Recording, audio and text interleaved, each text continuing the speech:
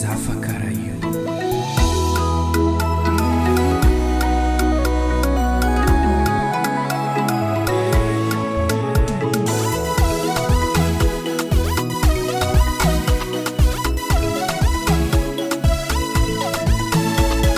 Atsiaro sambatra za managna ravady anao ny anjarako imasoandro mpiainako mamanonga vitagnanaro miaigna kilanao ro viaveia tsy resaky zarô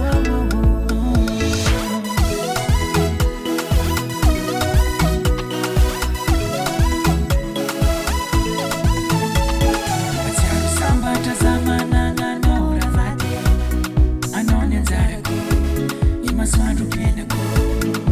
mamanonga vitagnanaro miaigna kilanao ro viaveia tsy resaky zarô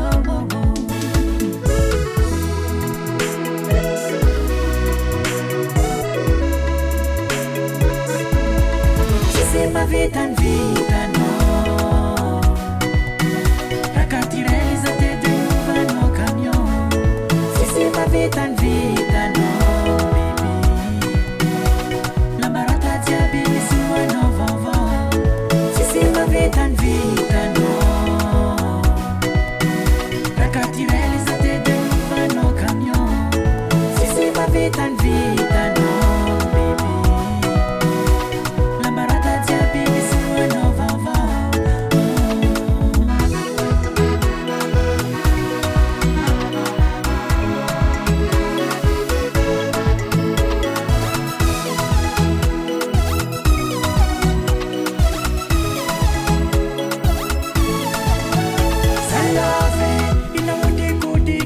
Badi kisaro chisengeya na demaruva yav manjenge na itakuwa sambara nga kila nojo no itakumeteya amnoza manyekeya Salove na udikudi ni vadi badi kisaro chisengeya na demaruva yav manjenge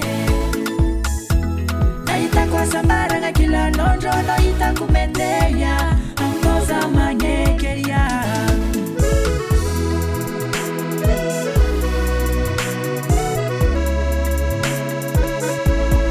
Sisima vitan vitano Rakatireza te duvano camion Sisima vitan vitano baby La barata diabili suano vavo Sisima vitan vitano Rakatireza te duvano camion Sisima vitan vitano